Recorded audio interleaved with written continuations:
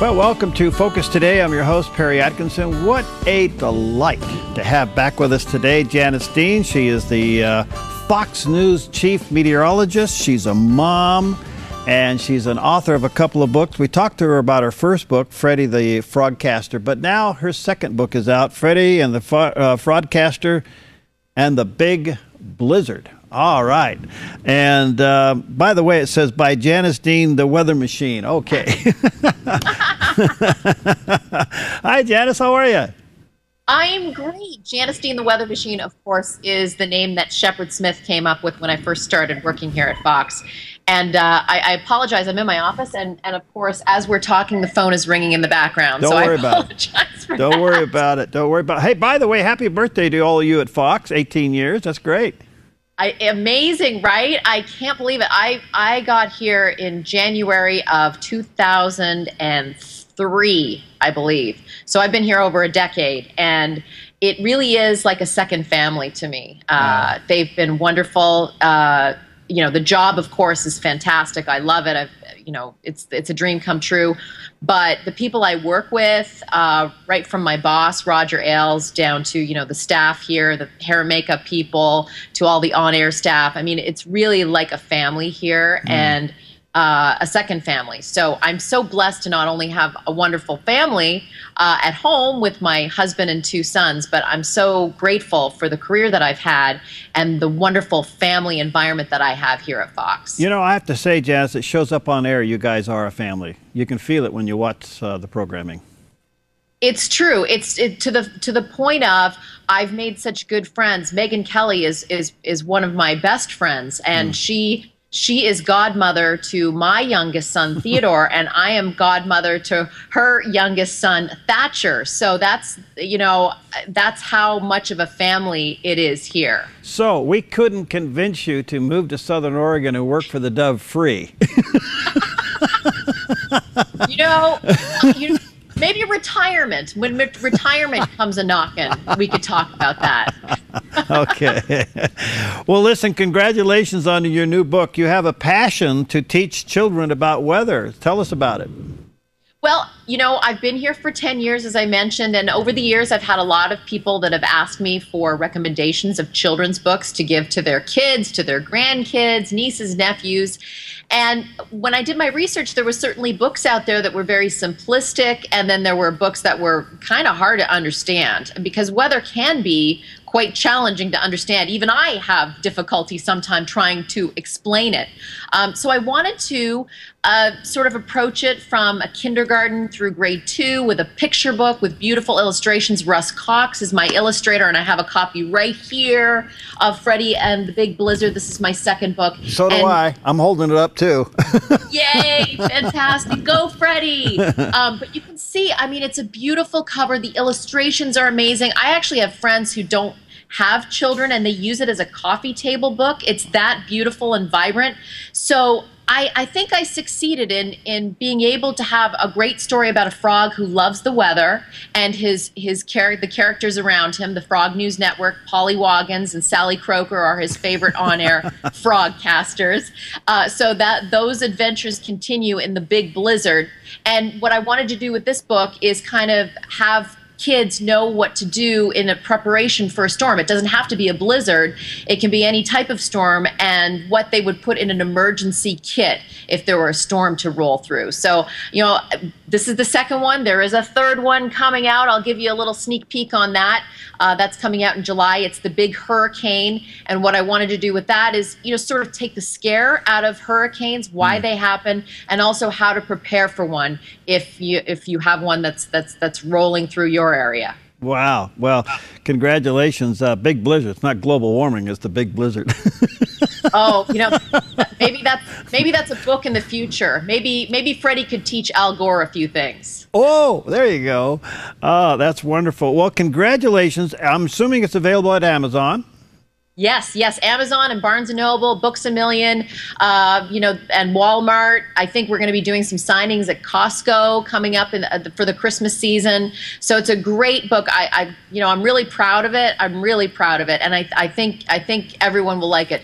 Kids of all ages. Well, congratulations. I'm kind of a weather nut myself, and being a pilot, you know, you learn meteorology, but this is great. Can I ask you a couple weather questions since I have you? Absolutely. What's happening in California? Are they going to turn things around? Quite a drought there. It's really incredible. It's historic. 100% of the state is into drought, and we're talking about extreme to exceptional drought. Over 90% of the state, I believe, into dire straits when it comes to the drought. And we just don't see a lot of moisture. There is a tropical storm that's bringing a little bit of moisture up towards the Four Corners in the southwest. Southern California will get a little tiny bit of that, but they really need several inches of rain to bust that drought. And it just doesn't look like it's going to happen, in the immediate future. And the temperatures, we had really record highs last week. That's not helping matters either. So unfortunately, it's been not a great situation in California. I'm sure those of us who have had a lot of rain would love to donate that moisture to California. It's even being a little dry here in southern Oregon as well. Now, northern Oregon up around Washington, not as bad, but here in southern Oregon, pretty dry. Do you follow the La Niñas and the El Niños as to whether or not we're going to get some weather patterns this winter?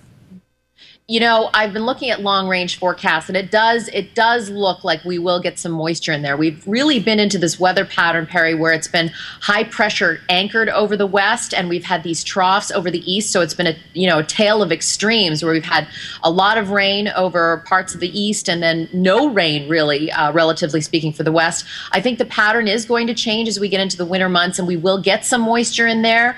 But it is going to take a lot. It's going to take a lot for Southern California to really get out of this, dire situation that they're in right now.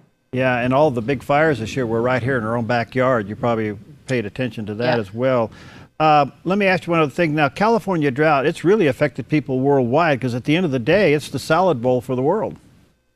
Absolutely. When you talk about crops and strawberries and fruit, and you are absolutely right. So even though, we talk about California, people don't quite realize that we rely on them for a lot of produce, and it will have a ripple effect. Prices are going to go up for all of the fruits and vegetables that we get from California this winter. So, we can hope that Mother Nature cooperates as we get into the winter months, which is typically when they see some of that moisture move in, and hopefully put a little bit of a dent in that drought. The flip side of all of that, Janice, is that other parts of the country are experiencing very cold temperatures very early. What's your take on that? Well, that's exactly. We heard all about the polar vortex this past year, right? That was almost like a scary movie that was coming to a theater near you. Put that in a book. Frogcaster. Yes, Freddy talks about the polar vortex. That's not a bad idea. I'm going to write that down. But yeah, I mean, we even had like a little taste of that polar vortex in our summer here across the East Coast. Long range over the next 3 months, and I will tell you this with a grain of salt, because I've always said that anything past a 5-day forecast is wish casting. It's very hard to, kind of figure out what's going to happen past 7 days. But long-range forecasts show that there might be a flip. So the eastern half of the country will be warmer than average, and the western half of the country will hopefully get a little bit more moisture and some cooler than average temperatures. I'm knocking wood right now on my desk as we speak. I can tell it by the amount of acorns on the ground. If you get a lot of them, you're going to have a cold winter. That's excellent forecasting abilities. Either that or the goats going up and side down the mountain. I haven't figured out which one's more accurate. Well, listen, congratulations. Let me hold up the book. You hold it up and I'll hold it up. We'll give it a triple whammy here. There it is. Freddy the Frogcaster and the Big Blizzard. Check it out by Janice Dean, the Weather Machine, and you can get it at Amazon or Barnes & Noble. Let me tell you, it's great for kids. Can't wait till your new one comes out next spring, so we'll be in touch. But thanks for all you do. And by the way, all you folks at Fox do a terrific job. Thanks to all the years of committed to excellence. Top drawer stuff. Thank you so much, and I'll see you soon. Hopefully not before, I'll come on before the book comes out. Anytime you'll have me. Okay, we'll grab you for a real weather forecast someday. Sounds good. Thanks, Janice. Okay, we'll be right back.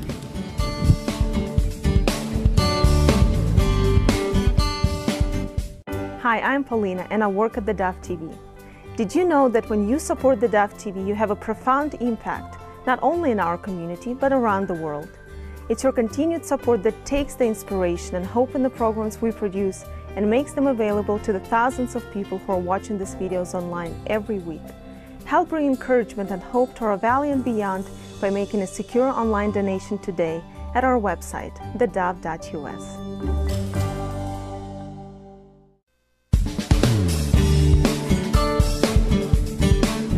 All right, welcome back, and delighted to have in the studio today Myles Davies. He's the area director of the Rogue Valley Young Life, and finally got him in the studio. I hear about you all over the valley. I know people that you know, but finally you're here. I'm here, yeah. Thanks for having me. Welcome. How you doing? Doing great. Good. Doing great. You guys, you got some great things going. Let me, by the way, tell our viewers and listeners, roguevalley.younglife.org is the website. roguevalley.younglife.org is the website if you want to check out the ministry. And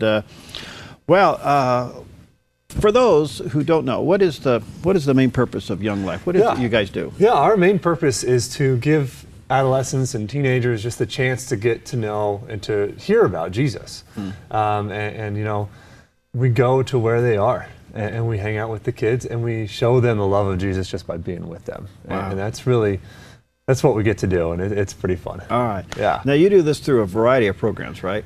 Yes, a variety of ways. Yeah, we have a lot of different tools that we use, but the biggest one that we use we call contact work, and we have a team of volunteer leaders who go into the schools and mostly South Medford and go into the school and hang out and get to know the kids kind of on their terms. You know, because so often we can sit back and say, yeah, come to me when let's just go to them, and we get to go to them where I went to school at South and had lunch with the kids the other day, and you know, they're like, why are you here?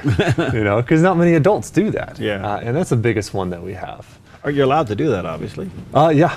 And I would assume that the school welcomes you to do that. Yeah, yeah. Well, I mean, especially at South, we're kind of focusing on South this year. But at South, it was, you know, they had a lot of suicides last year at South. And so to bring in something else, you know, something that has hope, Myles, we had that statistic on our news earlier today that where people are living longer, which is a good statistic, more teenagers are committing suicide. Yeah. Why? Yeah, they don't have hope. I mean, you know, I've heard a statistic, and I can't tell you the source or anything like that, but, you know, I think the average kid now does not have more than 3 or 4 adults in their lives, if that. Really? You know, they don't have any adults who are pouring into them. You know, we used to have aunts and uncles and both parents and you know, grandparents and all these people, but a lot of families just don't have that anymore. And so that's what we are striving to do, is to bring adults back into their lives and show them that, yeah, we're still here for you. Wow. You know, that's wonderful. Are kids open to faith? Yeah, yeah. I think we so often think of teenagers as not, you know, they don't want to hear anything about it. But I kind of live by the mantra that, you know, kids they don't care how much you know until they know how much you care. Right. You know, and so we just show them how much we care, and then they're interested to hear what we have to say after they've realized that, yeah, we care about you. We don't care about our agenda. We just care about you. And so that's what we get the opportunity to do. And it's. Do you go higher or lower in the demographic? Do you go down the middle school? Do you go up into the college? Eventually we will. Yeah, and that's definitely a vision that I have, would be to have a middle school. We took a group of middle school kids to camp this summer, and eventually we'll get that going again. But right now we just have high school. But I would hope so that we have college and. What are some of your needs? I mean, how can some of our listeners and viewers help you? Yeah, well, the biggest thing, you know, prayer. Is obviously the biggest thing, just to be praying, because you know, leaders who go into the schools, like, you know, Satan doesn't really want them to do that. Yeah, right, you know, and so they get attacked every time they go on. So prayers for that, prayers for our committee that is kind of heading up and sharing the vision with people, and then as well as, you know, we are in need of financial support. We need about $3,000 a month more right now to meet our monthly budget, and so we're looking for that. And we're steadily chipping away at it. You know, last month it was at 3,500. So we're making some headway. Making some headway. Yeah. Volunteers, I mean, like, what do you do? Like, you help them to mentor or coach young people, or what? Yeah, we basically, it's all about intentional relationships. We go in and the volunteers go in and just hang out with the kids. Pretty informal, really. I know that there's a couple of organizations that go in and make it pretty formal, like sign things, and that's great. But we just go in and just hang out with the kids, and really my big heart is for discipleship. Going in and hanging out with the kids and showing them the love of Christ and showing them how to walk with Christ. Or showing them maybe a part of Christ that they've never seen in their lives. You know, you can get pretty attached to these kids. Yeah. Yeah. How do you manage that one? Oh, man. Well, I just moved back over here in July, and I was over in Klamath doing this. And, those kids over there, we still are on the phone about once a week. Really? You know, it's just because it's hard. Yeah, you get attached to these kids because you get to know them, and you spend at least, we have our what we call campaigners, which is our discipleship, and we meet once a week. And it's hard to leave them, and it's hard. But over here, we'll get attached to more kids, and yeah. How do you know when they're open to hear about the love of Christ? Yeah, basically just by getting to know them, and by hearing their story. And what we do too, we have a weekly time that we'll get going here pretty soon called Club, and there we have the opportunity to share about Jesus from this is what we believe.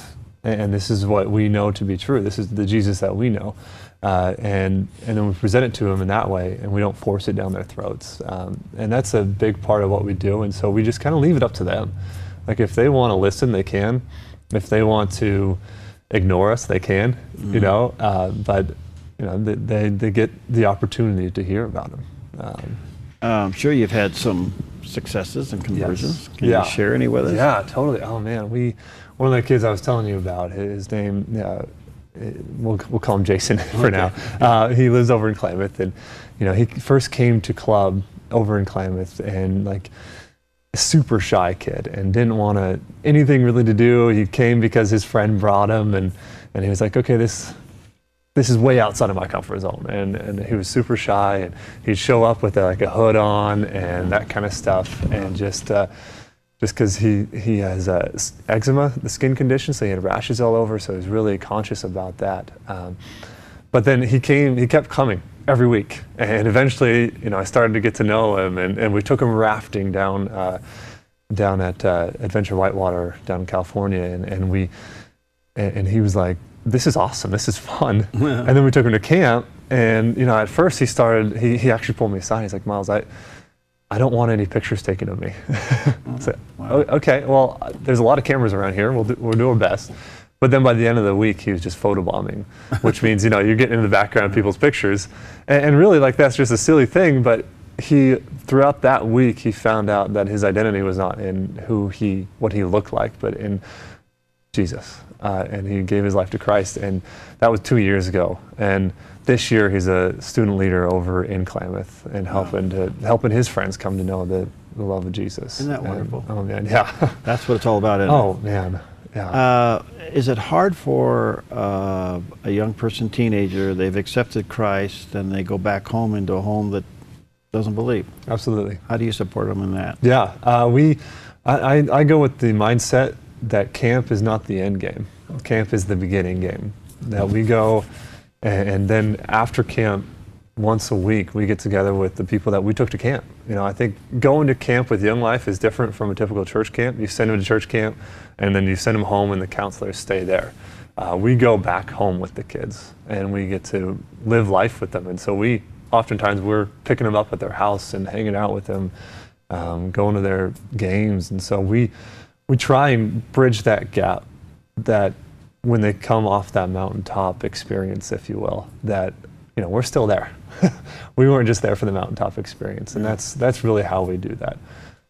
And I understand your camp is very impacting. I mean, yes. I know people who believe in it, who support it, behind it, but even some students that have gone, say, this is probably one of the best organized camp gatherings in the world. Yeah, it's amazing, and I mean I'm probably a little biased because I'm on staff with them, but It's just, it's very well done. And our kind of mantra is that if we're telling kids about the kingdom of heaven, let's give them at least a little bit of a slice of it, And so some kids show up and they haven't had a good meal in a month, or something like that. And we'll feed them like kings, endless supply of food.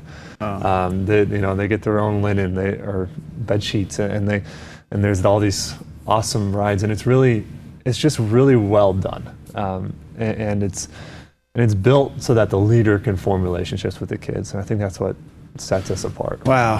Well, listen, maybe the Lord's tugging on you to get involved, support them financially, or get involved as a mentor or volunteer. You obviously need those. Yes. Yep. And you train them, right? I train them, volunteer leaders and committee, whatever. How long is the training, roughly? The training lasts there's about 9 different things to train us on, but it could go anywhere from a couple hours to a couple days, kind of thing. Okay. Kind of depends on what we're doing. All right, roguevalley.younglife.org. That's the website, and I would assume, Myles, that's the best place to get a hold of you? Yeah, or they can email me at roguevalley.younglife@gmail.com. Okay. As well. All right, again, that's roguevalley.younglife.org. or .com if you want to send them an email. Yeah. Well, let's stay in touch. Okay, yeah, thanks so much for having so you're me. primarily zeroing in on South, which is great. Yes. Big new school and a lot going on there. Yeah. And a little different than when you went to high school. A little different, yeah. I was telling somebody, it's the old South for the squeaky floors. I miss that. Yeah, well, the wooden floor, especially there in the auditorium. But it's a beautiful campus and a lot going on there. But I don't think we understand how tough it is to be a teenager today. No, I don't think even the parents who are raising them in the home and they send them into that environment, the peer pressure, it's entirely different than when you and I went. I mean, I was in high school 8 years ago, and it's entirely different even now. It's a very hard environment to live in, where they got all these voices that are screaming at them and to all do these this, gadgets and all these gadgets that are I've got them, and I'm like, I don't want them anymore. Yeah, right. Yeah. It's a hard environment. Well, sure. Thanks, buddy. Well, thanks for having me. I appreciate it. And again, let me just say to our viewers and listeners, roguevalley.younglife.org. That's the website. And if the Lord's tugging on your heart to get a hold of Myles and maybe join the team, again, roguevalley.younglife.com is his email, and you may check it out there. Thanks for coming by. All right, thank you. Appreciate it. We'll be right back.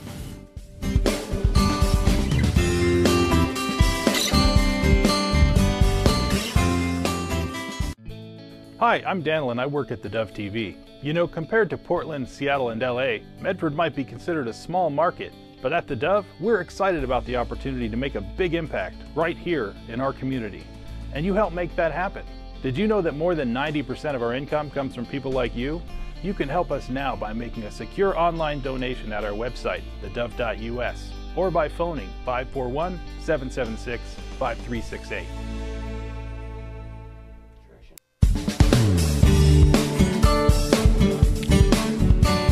Welcome back. Hey, coming up in just a few moments, we're going to tap into our good friend Todd Friel. He heads up Wretched TV and radio. And of course, you can see Wretched TV here on theDove TV in the mornings and in the Tuesday, I think it's Tuesday or Thursday. I forget what day it is. I can't remember even all the schedules. But anyway, Wretched TV, check it out.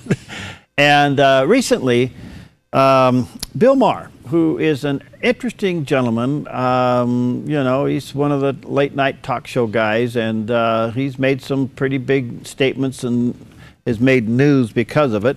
For the most part, extremely liberal. And but he's come out now, and he's a little bit on a rampage to persuade his fellow liberals to criticize Islam. And that has really sparked quite the exchange throughout the media, social media networking, and everything else that's going on. He's actually become guests on other shows as it relates to that.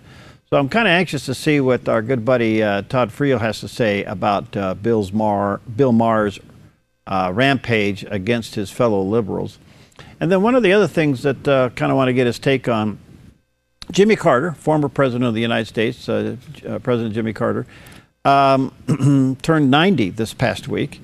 And he also, in a very, what can I say, total surprise, openly criticized President Obama's policy on ISIS or ISIL and overall his third world foreign policy in general. So it's got to be a bad day at the White House when you have fellow liberal former president of the United States criticizing you. Now he's had 2 Secretary of States criticize him. Well, things aren't going well for the president as it relates to even members of his own party and support. So it'll be kind of interesting to see what Todd has to say about that. But if you haven't had a chance to watch this program, you can check it out on theDove TV. So he'll be coming with us in just a few moments. So in the meantime, let me take a quick break, and we'll get a hold of Todd and get him on, and we'll talk to him about all of these things. So we'll be right back with Todd Friel. Hi, I'm Paula, and I work at theDove TV. Every day we get letters and emails from people who've been encouraged, blessed, and challenged by the programs on theDove TV. But we couldn't do it without you. Did you know that more than 90% of our income comes from people like you? You can help us continue to bring inspiration and hope to our community by making a secure online donation at our website, thedove.us, or call us at 541-776-5368.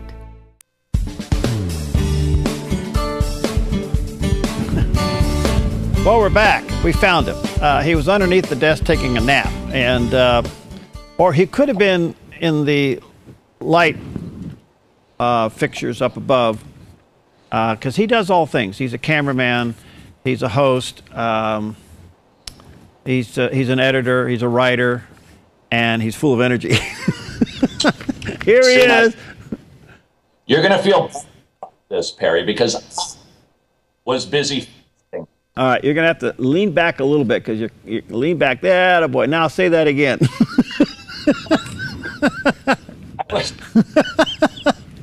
I feel bad because I was doing a spiritual discipline. I was busy fasting. No, really? Okay. Well, I'm eating. Does that count? Yeah, that counts. How are you, buddy? Good to see you. Hey, listen, got a lot to talk to you about in a short amount of time. Trust your day's going well. Thanks for all that you do. Thanks for some terrific programming. Thanks for letting us carry your program. But, you know, this Bill Maher thing, it's got to be a bad day at the White House when Bill Maher is criticizing fellow liberals. And then did you see the story where, of course, former President Jimmy Carter turned 90. Then he turns around and criticizes the president, said he doesn't know what he's doing with ISIL or ISIS. I would say the White House is having a bad day. Yeah, Jimmy Carter actually said, Jimmy Carter, who was a Southern Baptist, then he wasn't, then he was again, then I don't know where he is today, but at any rate, he actually said at an Islamic conference, we need to look to the principles of Allah to learn how to treat women better. Honestly, staggering that a man would say that.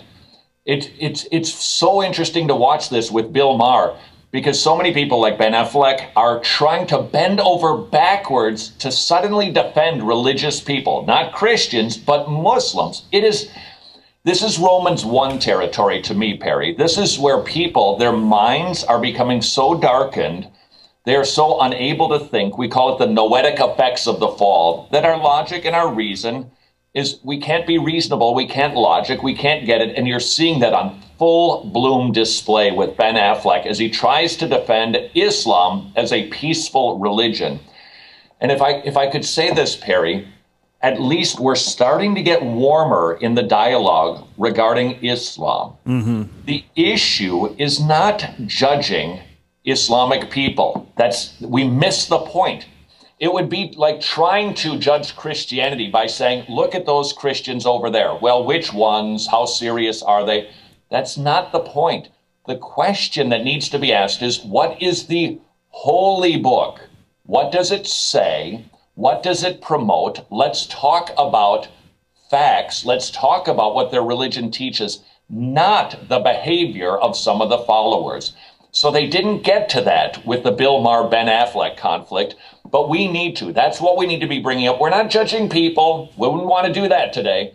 Let's take a look at the Quran, the Siri, and the Hadith. And what we see is 60% of their 3 religious texts focus on the kafir, the unbelievers, that's you, and how you are supposed to be treated. And let's just put it this way, it's not like a stay at a resort. Yeah, do you think, if Bill Maher is starting to question it, is there a turn to, wait a minute, there's something wrong here when a religion teaches killing? Do you think the world is starting to say, hey, wait a minute, there's something wrong here? Yeah, it's taking a while. The good news is I think time and reality are sort of bringing it into focus. Instead of, okay, how do the Muslims behave in Algeria? What is the percentage of peaceful Muslims? That's like saying how many Christians are actually Christian, or it's to, I think, ask the wrong question. We are seeing a history of terror now for 14 centuries. Right. We assume this Islamic world when we think Saudi Arabia and Iraq and Iran and Turkey and Afghanistan and parts of India and China. We just assume, well, that wasn't always Islamic. Those were Christian regions that were captured by the Muslims once Muhammad entered into his Medinan period with 109 surahs that say, kill the unbelievers, subjugate the unbelievers. Their conquest has always been through the sword. Do you know that in the early 20th century, 1 million Armenian Christians were killed by Muslims, wiped out? So this isn't like, oh, suddenly the Muslims are behaving badly. This is a history.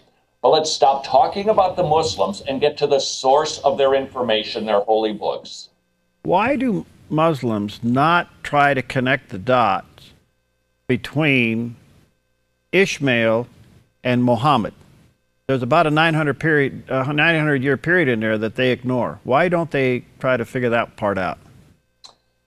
Well, I suspect that Islam is a lot like Christianity. Most folks aren't that serious about their faith. They really just, they grew up that way. Yeah. It's a cultural thing. Remember, right. Islam, you talk about separation of church and state. They have no concept of that because right. Islam is as much a political vehicle, a beast, as it is a religious one. So it's a lifestyle. So let's just say that there's all of these, let's not call them moderate Muslims or radical Muslims. The question is, what is Islam? What is it? Everybody says, how many radicals do we have? Stop. That's a question for later. Right. The upfront question is, what is this thing? What is this religion? And we have to look to their holy books to find our definition. Then we can figure out who's moderate and who's radical. All right, so the world seemingly now is beginning to wake up and saying, wait a minute, there is something radically wrong here with this beheading and the open murdering, and with this statement, either you pay the tax or their tithe, you convert or you die. Well, I haven't seen anybody get out of this thing alive yet. Even if they converted or paid the money, they still get beheaded. Have you? Over the course of 14 centuries, we have some examples here or there where some people who were not Muslims were allowed to live in relative peace, but it's called dhimmitude. You're a dhimmi. You're a third-class citizen. You can't practice your faith. You can't proselytize. You pay extra taxes. You can't vote. So if they call that a shimmering example of the patience and the tolerance of Islam, I'm not nuts about their definition. All right. Todd, do you think we are reaching a point in this country where they have really advanced quite substantially through or behind the skirt of political correctness? They've used it to their advantage to get in front of the parade, so to speak. But now Americans are beginning to push back and say, wait a minute, wait, something's wrong here. We got to stop this. And it's putting great pressure even on some of our legislators to say, wait a minute, we're going to have to come up with some kind of something to say this is not acceptable. Do you sense that going on? This is an interesting, the next question, the next big subject I think is going to be this, and I've seen this now. I've watched a couple of Islamic debates recently. I think also Ben Affleck brought this up with Bill Maher. So what, they say. Let's just say that we could statistically, empirically verify that Islam is a religion of terror. Here's what they're now saying. So what do you want to do? Because the presumption is if Islam is a religion of terror, not a religion of peace, the next logical step is then we're at war here. There's a clash of civilizations that are happening. And in our postmodern world, it's almost like, well, we don't want that idea, therefore it's not a religion of terror. This is going somewhere. This is headed somewhere. And I think that the fear of both President Bush and President Obama is, if we state, and it is determined, that this religion is at war with us, then we are in a world war. And we don't want that conclusion. Therefore, we live in kind of a fairy tale world where we deny what's actually happening right in front of our very eyes, as has happened for 14 centuries. All right. Now, it appears we have a beyond sympathetic president and administration that seems to come down more on the side of the Islamic faith than it does even on its so-called proclaimed Christian faith. I mean, the president says he's Christian. He's done nothing to protect Christianity, and he's done everything to protect Islam. What's your take? I think we need to back up as Christians and ask ourselves a more transcendent question, not what is being covered in CNN or Fox, but what is going on? Well, I mean, what's happening in the world? And we basically see it's boiled down very simply. God is about the business of glorifying his son through the salvation of souls so that God can be glorified forever. That's what God is about. The world system, which means any philosophy, any logic, any reason, any psychology, any religious system, is set up against God. That's what we're seeing here. God and his people and the entire world. That's what's ultimately happening here. And so when we see these odd alliances, or Ben Affleck bending over backwards for a religion that subjugates women, even though he made a film about it, and we go, what are they doing? We can't get... Here's what helps you get it. Darkness, light. That is what we are constantly seeing. Yeah. So now the question for us is, all right, if Islam is a religion of terror and the government doesn't want to do what the government is charged by God to do, what is the Christian response? What can we do except get our blood pressure up? Right. That's the question. All right, because you don't hear this from the pulpits in America. This subject is nowhere to be talked about. It's kind of been categorized with the definition of marriage. That's been pushed away from the pulpit, and some other issues, but maybe the whole issue of homosexuality. So somehow we have an enemy of our faith in our face, and we still don't know what to do. We don't know, is this a Nehemiah moment? Do we have a trowel in one hand and a sword in the other? Do we pray for them? Do we give them a cup of cold water? Do we feed them? What do we do? That is the question, because Perry, otherwise, you know what we do? We give ourselves strokes. And we listen to it. Sean Hannity gets us all whipped up. Okay, so what are we supposed to do? My conclusion is this. The only thing that will push back darkness is the light. What is the light? Jesus. And that doesn't happen with bombs. Not opposed to that, but that's not the church's job. That's the government's job.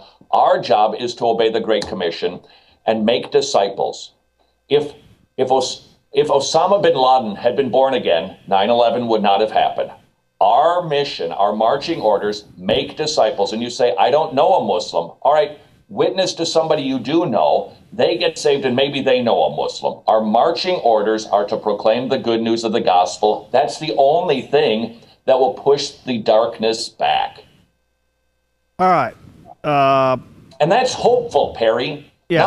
Now I can do something. Yeah. Now I just don't sit and go, I'm not going to watch the news today because it's making me nutty. No, I can lovingly witness to somebody, share the good news of the gospel of Jesus Christ, and I might not see the effect of that as I watch the evening news, but that's what I'm commanded to do. I'm not commanded to change Saudi Arabia. I'm commanded to go and make disciples, and I'm going to do that, and I think we will see Christianity spread. The light will spread, and the darkness will disappear.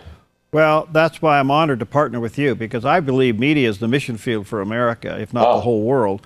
And so we are a light in the middle of all these dark channels and all of this cynical talk. I mean, if there's ever a time for Christian media, this is it. So, yeah, but think about this. You know, look, listen to Rush Limbaugh, listen to that's fine. That's not my point. But when you're done, you're the veins in your forehead are just bulging out. Yeah. Okay. We can do something besides just get whipped up into a frenzy. We can do what the captain of our salvation has commanded us to do, make disciples, and leave the rest up to God.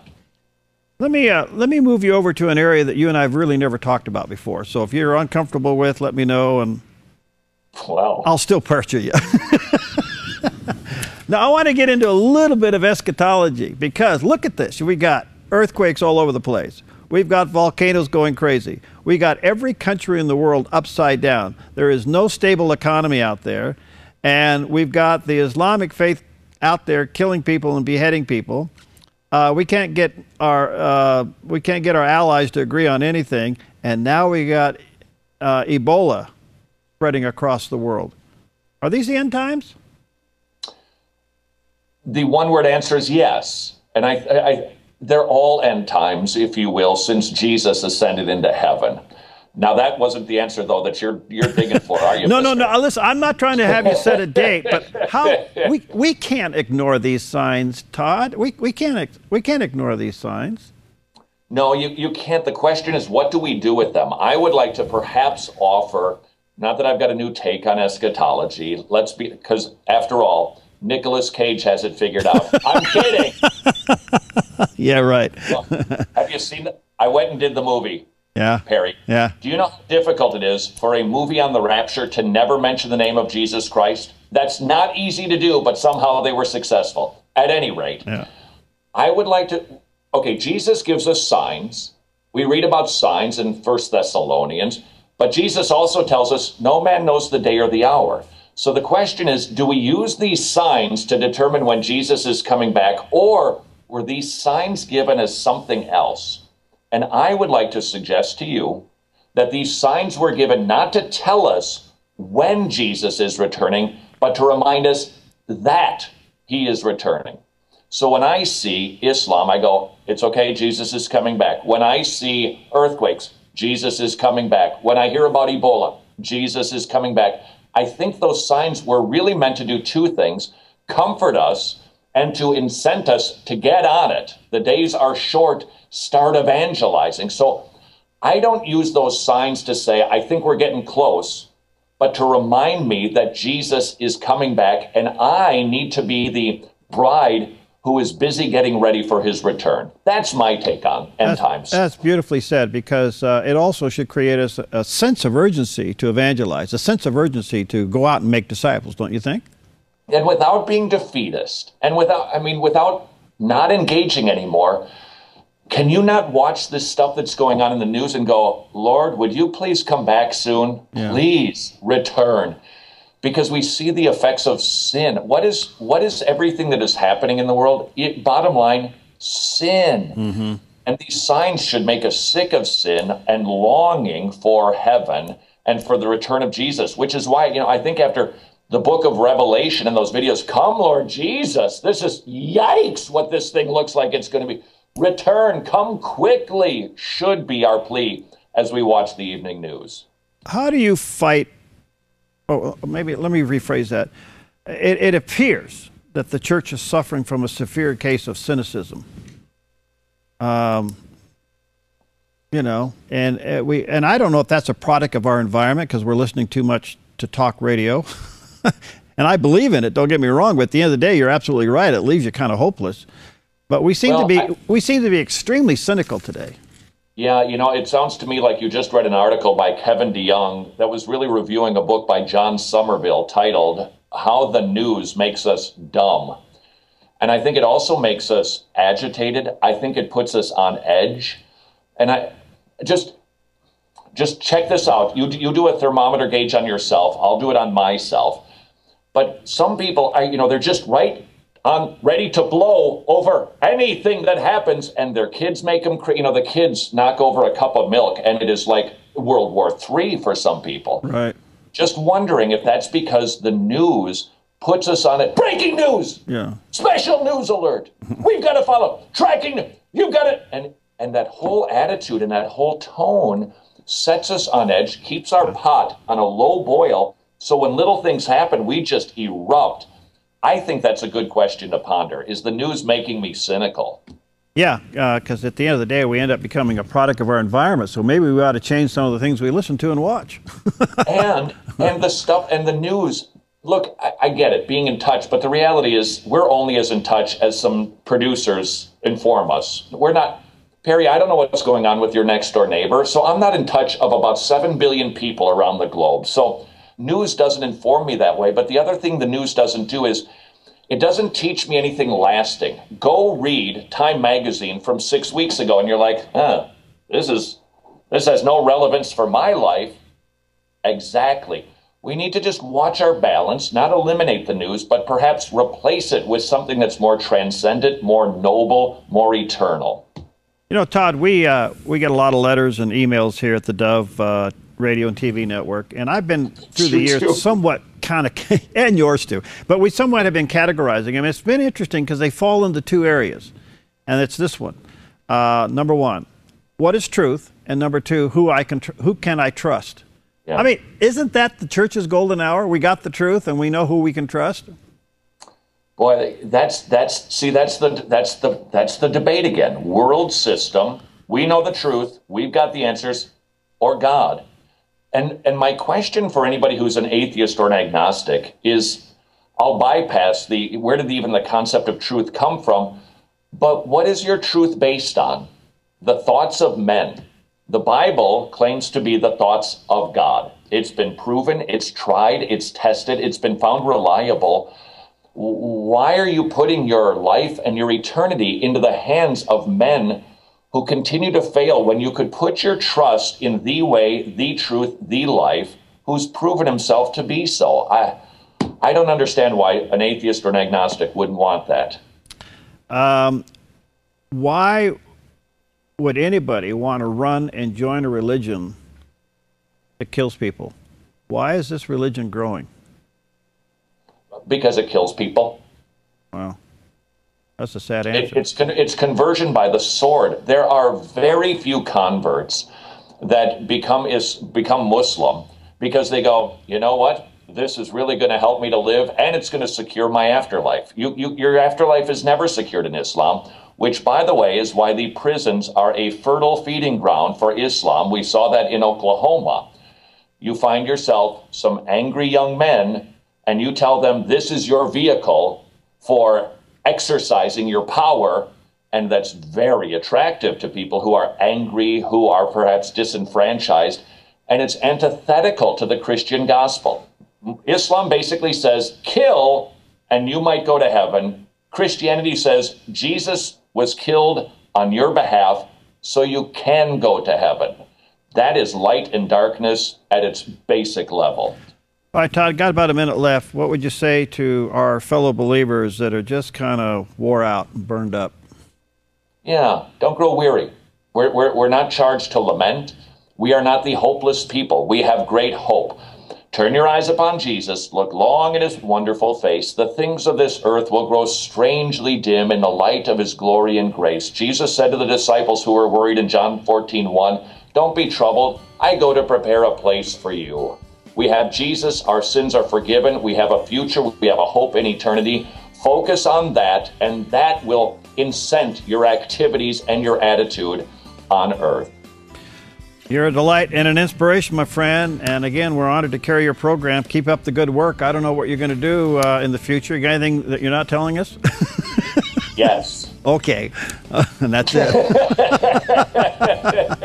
All right. You win. I don't want to squeeze it out of you. Hey, thanks, buddy. Best to you and your team, okay? Love you, bro. Thank you. All right. God bless. All right. We'll see you next time on Focus Today.